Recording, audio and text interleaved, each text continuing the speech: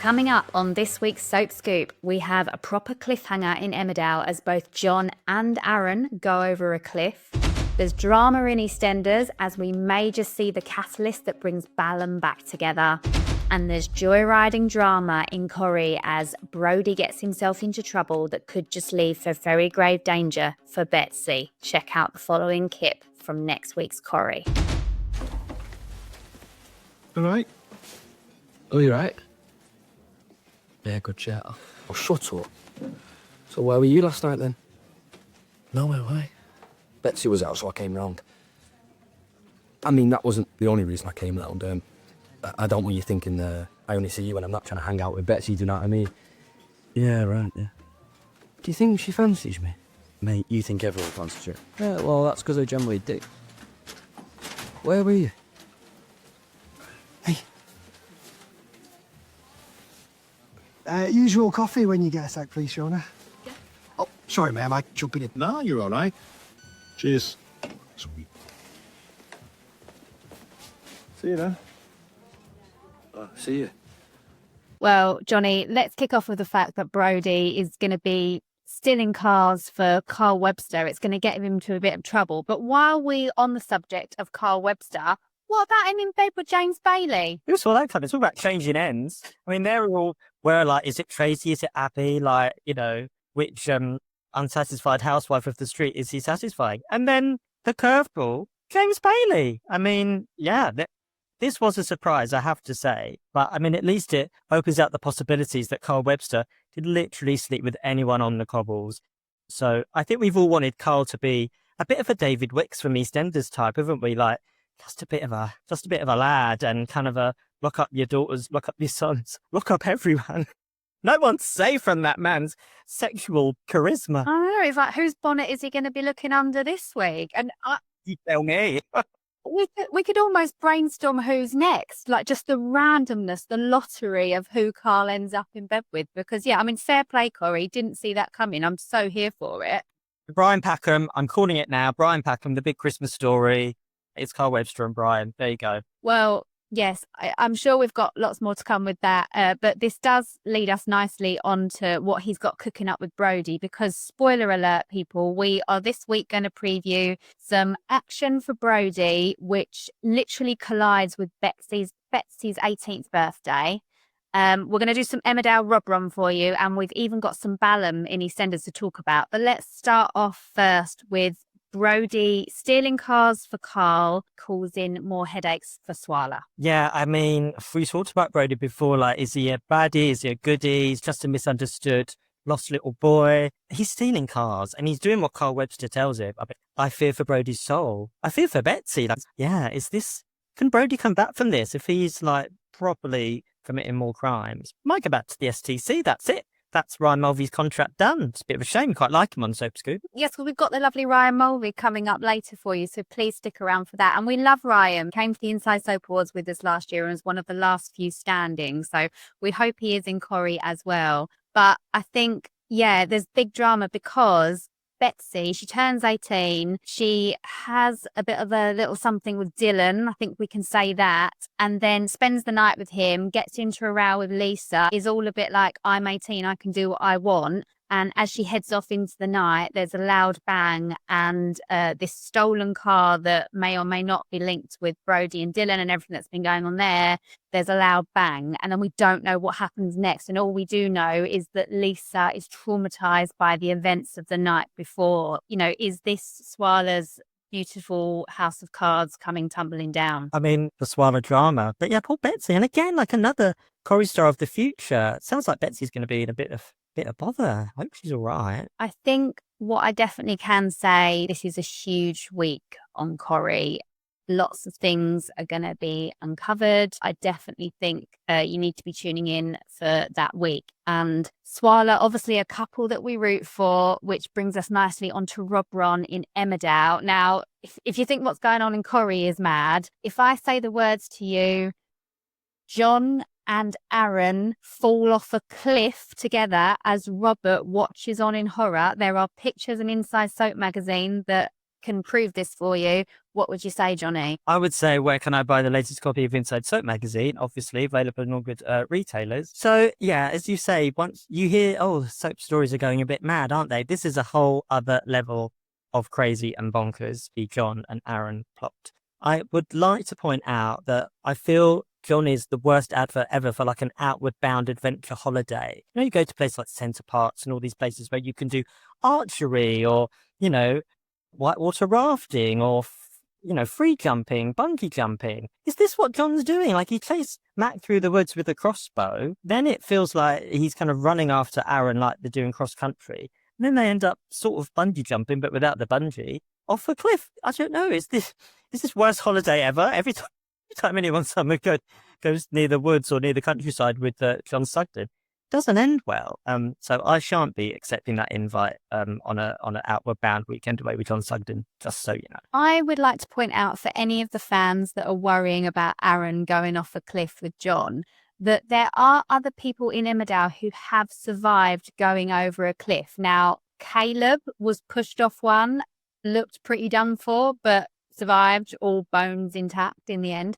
And what about Chloe when that car went over and Mac had to choose between Chloe and Charity, chose Charity, and Chloe still survived. So, you know, I'm not particularly worried for Aaron at this point. He's a show favourite.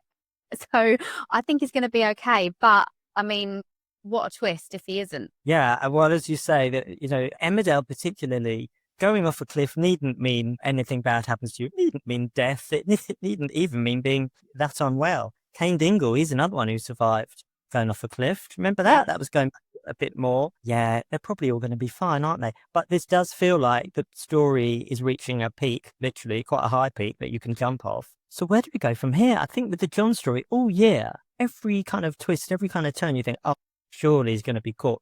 Surely it's all going to come crashing down. I think Emmerdale have been so clever with how they've ramped up the stakes with the story and how John has just really been in the right place at the right time. It's all gone in his favour, isn't it? Everything just falls into his lap. He's always got an alibi. He's always got an explanation. How on earth is he going to get out of this one? Feels like Robert's going to be painted as the bad guy here. As you said, you know, when it comes to something, when Robert Sugden is your safe bet and the good guy, because he's one of Soap's kind of has been one of the kind of nastier characters. But Robert Sugden saves the day? I don't think so. I'm kind of predicting this week and the fallout of this is going to be particularly bad for Robert, and he hasn't even fallen off a cliff. Yeah, I think if John succeeds in painting Robert as the villain in all of this, then the guy is pretty much invincible. But the idea that the likes of Kane and Chaz would ever come round on John's side when the evidence is kind of staring everybody in the face at this point is going to be quite hard to swallow. But I do think by the end of the week that Kane is saying that the Dingles will no longer have anything to do with the Sugdens. So it does sound like this is all going to get pinned on Robert, therefore pulling down this lovely reunion that we've seen for Robron in recent times, which I'm amazed that Emmerdale dove back into that as quickly as I did, but fair play, because I just gave the audience what they wanted. Yeah, it was like waiting for Christmas a week before, and then all of a sudden, it's Christmas! It's Robron Christmas! Yeah, we were spoiled Robron fans, weren't we? Only for it to be cruelly yanked away. But it's all part of a master plan, I think, isn't it, with Emmerdale? I think the John Sugden plot's has got a way to go, I predict. So yeah, but I don't know. Poor old Robron, doomed again. It's all fun, isn't it? All these couples we love them to be together, but we do love it when life throws horrible curveballs at them and they really suffer. What does that say about us soap fans? We just like to watch other people suffer to make us feel about our own lives. I actually think the soaps at the moment are really going for it with regards to the couples that we ship, because Swarla completely own the landscape on Corrie.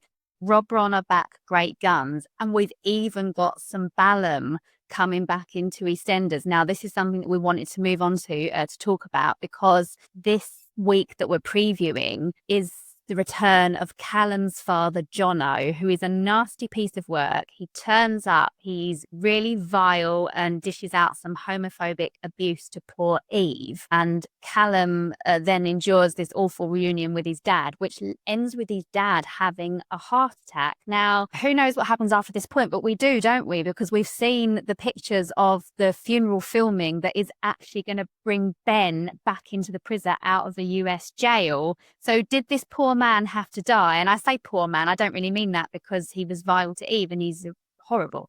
But did he have to die so that Ben could get out of prison briefly for this reunion with Callum? It was the only way. It had to be casualties. So yeah, it seems like that, doesn't it? Imagine Jonno getting the call. You're back in EastEnders. Not for long. Yeah, but Jonno, as you say, a nasty piece of work. Seems like a leopard doesn't change his spots from what we know of his return. And yeah, Enders have themselves confirmed that yes, he is going to be, and we're going to have a funeral. It's a bit harsh, isn't it, though? Like, I suppose there was like, oh, we've put Ben in prison. How can we get him out? Something drastic's got to happen. So yeah, only death from release Ben. But it is only like day release or something, probably a few days release because he's in America, unless he's on Concord, which doesn't exist anymore. Or they've invented teleporting. Who knows? Ben is out briefly, but yeah, will be reunited with Callum. Ballum back together. However, and again, you know, these couples we love, we kind of love it when they're in like the thick of the drama. Ballum reunited, yay, at a funeral. Oh, not very romantic. I know, it's all that chemistry, all that sexual tension is going to be swirling around the graveyard. I know, and they're all going to be wearing black. It's all going to be very formal. And isn't Ben in handcuffs? He's got to be restrained. Well, once upon a time, that's probably what they would have enjoyed. But who are we to say what goes on behind closed doors with Valentine? Time and a place. But yeah, I don't know. I don't know how much sexy time they're going to have in a graveyard. But yeah, who knows? Can we just talk about the US prison that has kindly let Ben out to go to his husband's father's funeral, but also the same US prison that was so unforgiving and unwilling to show any mercy when Ben committed credit card fraud. I think this is a lesson to everyone. Do not commit credit card fraud ever anyway, but definitely don't do it abroad because they might sling you in jail. It will lead to your husband cheating with his family friend that also happens to be propping up the bar of the Queen Vic. Yeah, lesson learned, definitely. I'd like to also discuss the potential shipping names for Callum and Johnny. So they are sort of a thing. They are, they're not, they're on, they're off. Ben's going to be back in the mix. So it's all kind of very confusing whether Callum really wants to kind of, you know, properly jeopardize his marriage with Johnny. So yeah, Ballum, Ben and Callum. What's Callum and Johnny? Have we discussed this? Connie? Jallum? What is it? What are we going to say? I mean, do we want that? Because I know the Ballum fans love their Ballum. Are there any Connie fans? Connie. Do you know what? I don't. Connie from Holby City or Casualty, whichever show she was in. I'll be amazed if Callum and Johnny have built up enough of an army to combat Ballum. But if you're out there, please do write in and tell us. We see you. We see you if you're there. But yeah, you have got a fight on your hands. We need this data. Connie doesn't sound as exciting as Ballum, does it? I'm kind of hung up on Connie, not Jallum. Anyway, let's see. Tell us what you think out there, readers and viewers. Well, me and Johnny are going to shut up now because, as promised, we've got the lovely Ryan Mulvey on the line to talk about all of his drama on Coronation Street. But as usual, Johnny and I will be back next week with more spoilers and exclusive clips for you. So we will see you then. Enjoy Ryan Mulvey. So welcome, Ryan Mulvey, to the Inside Soap podcast. How are you? Hello. Yes, I'm all good. Yes, lovely day. So yeah, how are you? Really well, thank you. We've seen quite a lot of you lately because we had you on our photo shoot and you're now on the podcast. So you're all over the pages of Inside Soap. No, absolutely loving it. Yeah, no, it was great. Like first photo shoot with Inside, and it was just an absolutely good day. And yeah, they brought out good food, so I was a pretty happy boy. Well, brilliant. We'll keep to our high standards the next time we have you. Sounds good to me. Now, tell me all about Brody nicking cars for Carl Webster. What's he playing at? Does he feel the slightest bit guilty about this? I mean, I'm not going to lie, Brody absolutely loves it. He loves the adrenaline, and he kind of loves kind of like this kind of new figure of Carl in his life. It's kind of like a bit of a version of Brody being a little bit older in a few years. But yeah, you know, he's got a heart. You know, he's a human being, so he definitely feels like slightly guilty that he's taking kind of like these strangers' cars. But you know, he's got reasons for it. You know, he'd do anything for his sisters, and then if that's what's getting like some money in, like, you know, in his pocket, or like some meals on the table for his like little sisters, he'd do anything. Yeah, he cares a lot about his sisters, doesn't he? Oh no, absolutely. That's kind of like his rock, and then kind of like his motivation for a lot of drives in his life. But is he at all worried about going back to the STC? Because there is a risk that if he gets caught, that could happen. I'd say for Brody, it's like he's not scared of the actual STC, and you know, he's been there before. He's been there like twice, and like he knows kind of like how to run the place. He knows like he's kind of like the top dog in there, and he can kind of like work his way and manipulate things to get what he wants. But as I could say about his sisters, that is like terrifying for him, like to go back in there to leave them. So it's like yes, he's not really scared because he thinks he's kind of like the tough guy. But then on the other hand, like he would never ever want to leave his sisters out there, and he's got no control over like what's happening with them. So that would be terrifying, yes, in the sense of going back into the STC. Yeah. And does he trust Carl at all? What's their relationship like? Does he think he's cool? Is he scared of him? It's a tough one with Carl. Like I said, he thinks he is pretty cool. Like you know, he's a good-looking guy. He's kind of like getting with people all around the street. He's thinking like, oh yeah, this guy, he's a bit of the boy. And he respects that because with Brody kind of respects a lot of fear and power. So in his eyes, Carl's kind of got like quite a high status. But he's not stupid as well. He's never going to trust this guy who's very similar to him, and he knows what himself is like. So he's not going to trust this random bloke he's met about, you know, a week ago. Yeah, absolutely. And this week that we're previewing, Brody and Dylan steal a car, and it's gonna collide, well, with something or someone. Betsy is also celebrating her 18th birthday at the time. So can you tell me about the theft of this car and kind of, as much as you can, what happens? So he's stealing the car this week. That's been so much fun. Just first he's filming it. Like you get to go on location, you get to get like quite a posh car, you're going round, and even driving the thing it's fun.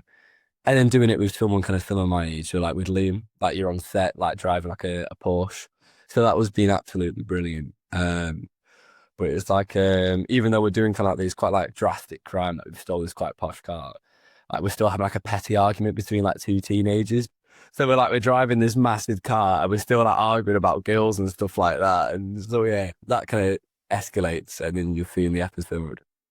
What is it about that friendship? Because the clip that we played at the start of this podcast, they're in the cafe talking together, and like Brody's trying to get Dylan's take on whether Betsy fancies him or not. And then they've kind of got these dance going on. Like, are they like quite solid friends now?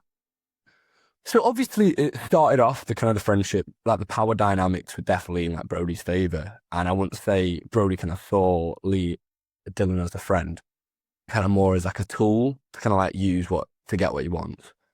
But as kind of time's gone on and like the more time he's got to go, and it's kind of sad in a way. But after Dylan stood up to Brody, that's kind of where it shifted. And kind of in Brody's head, he's like, oh, okay, he's not kind of just like a wet wipe. He can stand up to me, kind of be respected too. So I think then that's when it changed in Brody's head. He was like, okay, this is where it all changes, and this is where we need to kind of like change my kind of thought process towards him. And obviously as time goes on, they've spent more time together. And they've done loads of stupid stuff together now. Like they've gone to the party together, crashed that, obviously brought some LSD there. And then, yeah, so they're always doing stupid stuff together. And like, I like as time goes on, they're getting closer and closer, but still there's always that kind of like boyish kind of competition between them. And like, yeah, and who's going to pull who, and like, you know, who's Betsy going to fancy? There's always like that slight competition. And this joyriding is going to get them into some trouble, probably going to test their friendship. Can you kind of tease the consequences? Because George sees them driving, doesn't he? And then it all goes terribly wrong. I know, absolutely. So we're having a great time, and we absolutely whiz Raz past George. And I think Fizz might be there as well. But yeah, we Raz past them. And then, obviously we have no clue until later on in kind of like the episode or episodes, and where it kind of like comes to kind of like a bubble up of an explosion, finding out that we've kind of not been caught, but, you know, it's definitely very dodgy information being told that it looks like Dylan's been driving the car.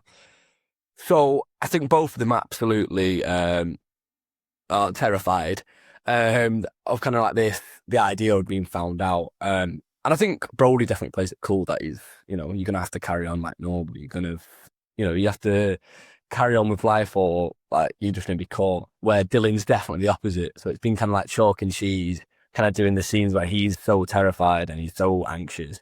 Where Brody's like, just like, relax, mate. Like, what are you doing that for? So that's been really fun to play, just how like different shades in the scenes of how high and like anxious he is and like how chilled I am. So yeah, but definitely we'll test the friendships and kind of like who's got who's back and, you know, who you can actually trust in the friendship.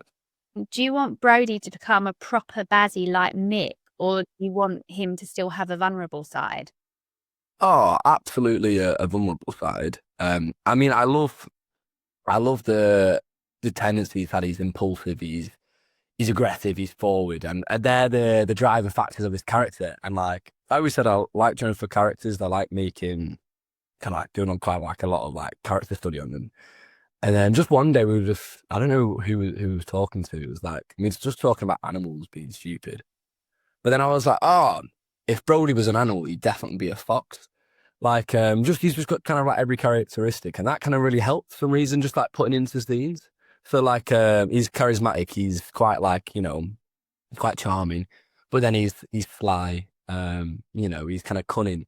And I feel like that's all the tendencies of a fox, and it kind of helps the way he holds himself, and the way he like he slinks about. And I just thought that was a really interesting concept. So yes, but I love the idea of Brody being still this really dark side, and he's all the stuff, and he ends up in all these idiotic situations. But then that's just kind of like that's one side to him. So then I also love the vulnerable side that he has, which is mainly, like I mentioned before, for his sisters. And that's probably like that's his Achilles heel, really. And that's what kind of probably anchors him to a lot of kindness, to a lot of love, and a lot of like lighter sides of his character. But I just think that makes him so much more interesting to have both sides.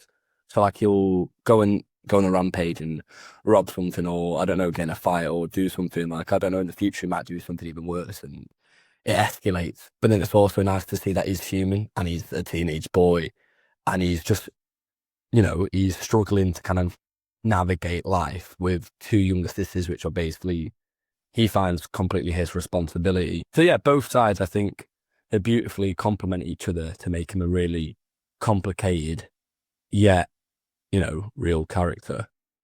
I mean, if he's going to be a fox, as long as he's not sneaking into people's gardens and going through their bins, I reckon you're all right.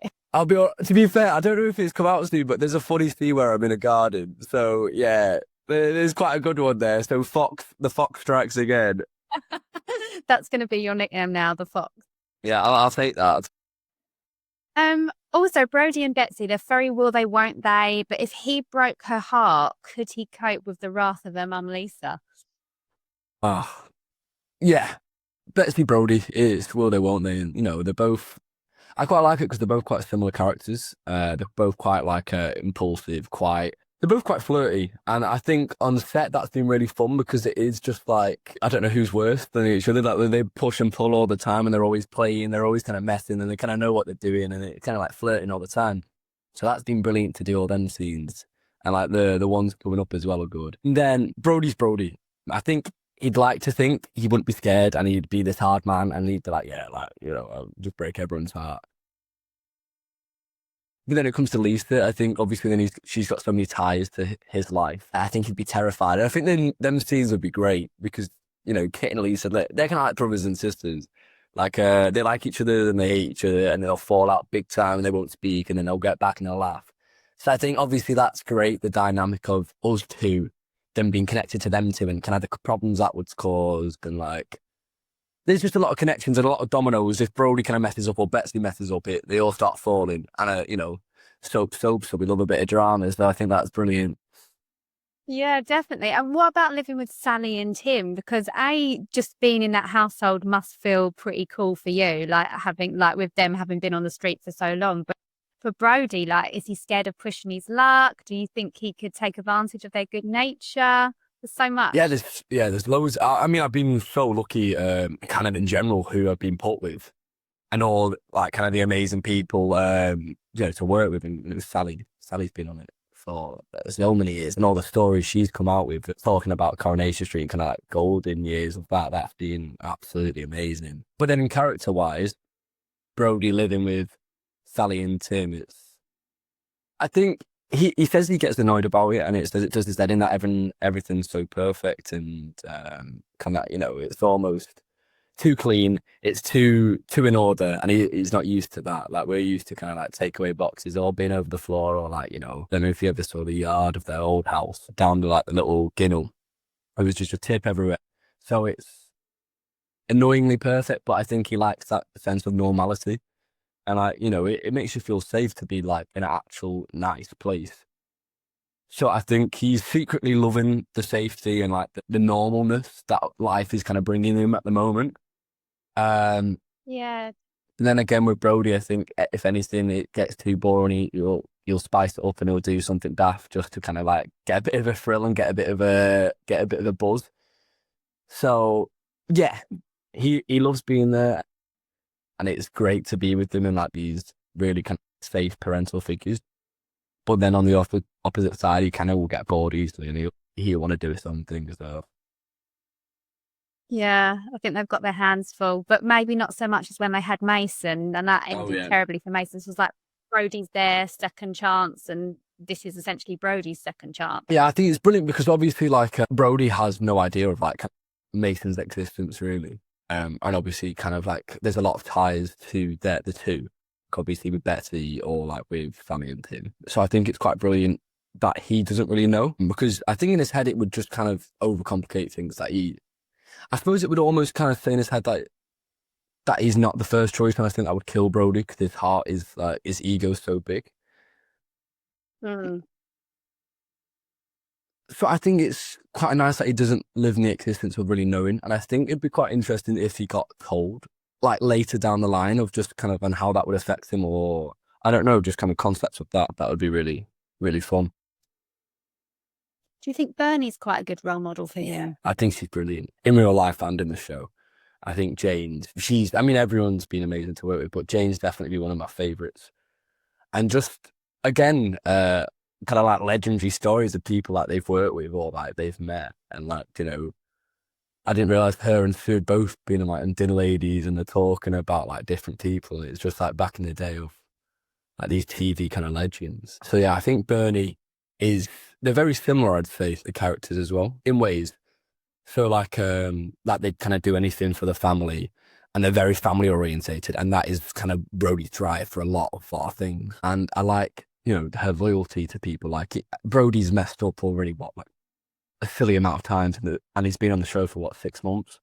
So he's messed up that many times, and I think the amount of times that Bernie's kind of sacrificed herself or put a neck on the line for someone that she doesn't really know, I think that's kind of instantly drawn Brody in and built trust very quickly. Now, I think Brody, he's definitely got trust issues, and he doesn't trust easily at all. But I'd say that's the one person in the street he probably trusts most, and he'd open up to, and he does feel safe. Do you think he'd want to get to know the other members of his family, like Gemma and Chesney? Like, what does he think of them?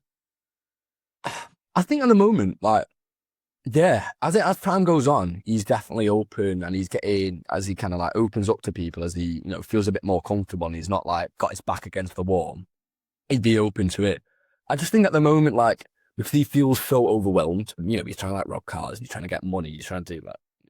He's robbing cars, it's stupid. And then also on the plate of like looking after his sisters, and then them also getting split up, his head's kind of all over the place, and I don't think he really knows what he wants and what he's doing. I think it all kind of feels like a blur. So that's why I think his decisions are so poorly made, because he's not thinking, and he is just being impulsive, and that's probably one of his worst character traits, or one of his most distinct character traits.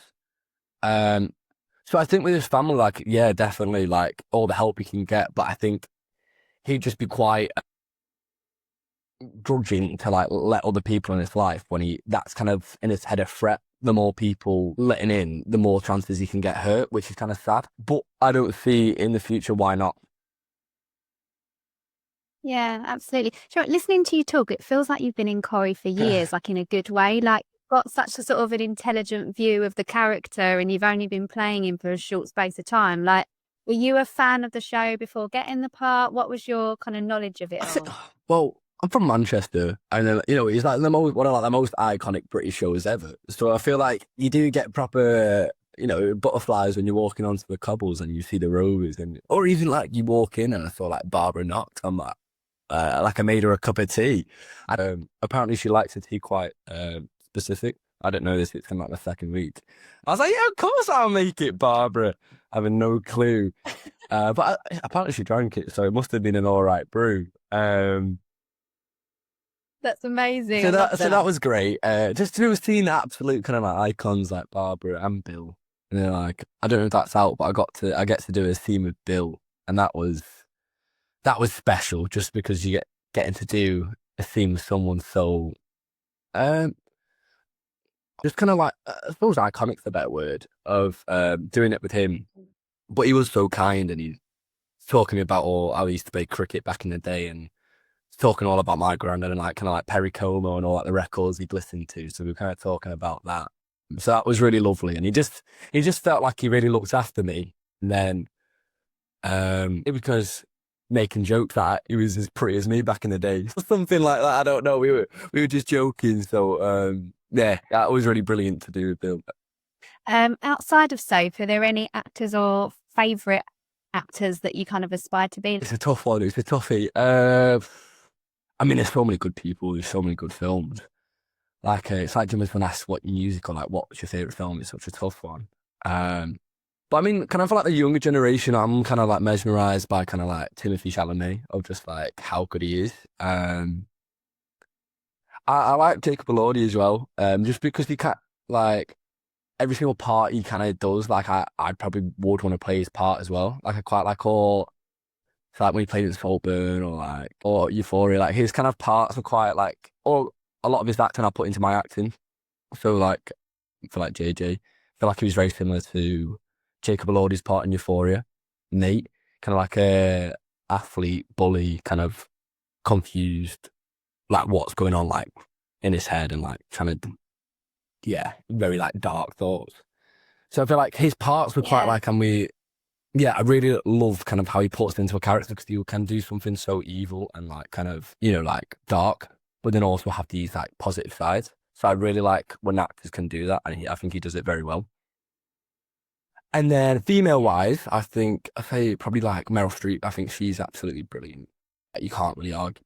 Yeah. Like sometimes, like I'll just watch scenes of her, and I'll be like, oh, wow, like, wow. And I'm just there, like, yeah, probably should let's go over these lines again, because she's bloody brilliant.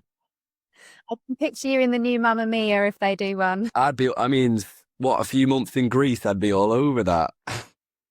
I was going to ask you as well, do you miss Joe and Farrell, who played your on-screen parents? And I actually spoke to Joe last week. Yeah, he did this podcast actually because he's got a new play coming out. But yes, and oh my God, the nicest man who is like, doesn't sound a thing like him. Like, I was just completely charmed by him. So yes, do you miss working with him? I mean, Joe and Faz were absolutely brilliant people to work with. I mean, I didn't really get to do that many scenes with Joe. That's the only thing. I mean, like, obviously I saw him, and like, it's lovely to meet him. Again, like just a really talented guy and kind guy. But unfortunately, we didn't actually get that many scenes together. I couldn't believe it, because I'd not spoken to him. I'd only seen him on screen as Mick, and I was just like, wow, like, because his accent is so different as well. No, it's funny. Yeah, so literally, and then what a guy, and like, I said that's probably like, I think I said to at the shoot, kind of that was my favourite scene to do with, even though like, because you do it on the phone, and when he's kind of like disowning me as a son, and it's kind of a horrible battle for him, because it's like he's doing it for my own good, but then the words he's saying are literally like heartbreaking. So that scene was probably my favourite to do with Joe.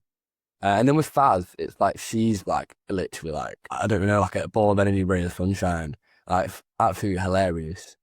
And I think even though it was the first ever job, I don't think anyone would have ever noticed. Like, complete professional, always knew what she was doing, or no one ever knows what you're doing, really. Like, that's always like a mad one. But she was just really, really, you would never have guessed of just how she held herself and how lovely she is with people. So both of them, that was a joy. So like I said, I've been kind of really blessed with my parents, who my real parents, who my grandma, who my foster parents are. I think I've been really, really lucky. I've kind of been thrown into the mix with Corrie because they've been all kind of like pretty much legendary, all the people. And was it your real life grandma that's been reading Inside Soap and looking at your shoe? Because I saw that. Yeah, Doreen, she absolutely loves it. I mean, both grandmas, Doreen and Carol, are probably like my biggest fans. And like, I think I said at the shoot as well, like, my sister works at M&S. So like, if I go to the ready meals section, that is literally like the red carpet for me. Like, that is like, we get stopped a lot there. But yeah, it's just nice to be like, I don't know, to make them proud, really. Like, you got my grandmas, they've always looked after me. Like, I would go to like theirs Monday, Tuesday, Wednesday. So like, I've always been really close with them.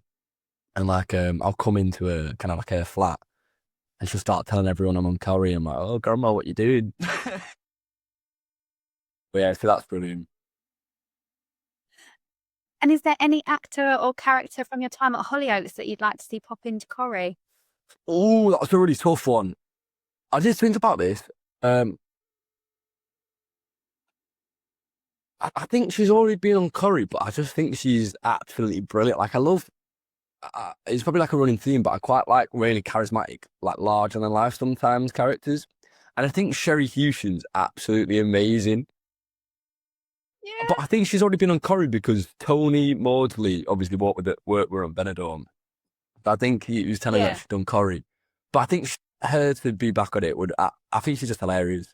And like, I imagine her trying to like work with Sue Devaney. Like, I think that would just be, it's all like explosive and it's like larger than life. But I think that's kind of sometimes what TV's missing nowadays, just like these personalities that, they're just hilarious in it. Yeah, absolutely. And finally, what about the future for Brody? Would you like him to see him get a job on the street? Could he follow after Kit and become a police officer? What do you reckon? I think what's nice about Brody, and I was literally talking to Kate, the producer, and it was quite like a nice kind of thing we were talking about.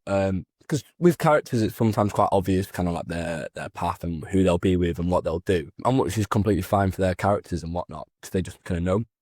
But I think because Brody, he's a teenager and he's so impulsive and he's so he's so impulsive and he's so kind of like, he's just could explode any minute. He's like a ticking time bomb. It's quite nice that she said, and I agreed, that he could really do anything. Like, you don't really know what he's going to do. But I like the idea of like the possibilities being kind of open with that, because you don't know if you'll go down, just a crime and kind of being like a dark path and kind of like self-destructing and kind of following a family footsteps. Or you could take, the next turn and be something like you said. I think he's going to love working at the garage. I think that's obviously kind of just like started. Like, either he's around kind of like the boys, like he's outside, because I just think, well, for me and Brody, I think like he couldn't deal with the office job. I think the heads would kind of explode. But I think it's like he gets to be outside. So yeah, I think that a garage is a really good step for Brody. Obviously, there's kind of the complications of like Carl and like robbing the cars. But I think the actual concept of being in the garage and kind of like working with his hands, being outside, kind of just being a bit of a cheeky chappy, I think that's kind of like a perfect route for him, and then kind of see what happens from there. Yeah, well, it sounds like there's loads coming up for you. And we really look forward to seeing what he gets up to with all this joyriding and Betsy and living with Sally and Tim. So, yeah, thanks so much for joining us, No Ryan. worries. It's been a pleasure to have you. We should say at the end of this podcast, actually, that Ryan became a firm favourite of the teams last year when he came to the Inside Soap Awards and made friends in about 5 minutes, not knowing anyone. So, yeah, we've got a lot of time for him here. But, yes. Thank you so much, Ryan. It's been Thank you very much. Yeah, it was my first ever award shows and best one since. So do you know what I mean? So you better keep the bar high this year. So it absolutely I'm buzzing, will. man. I'm buzzing. Well, I'll see you there.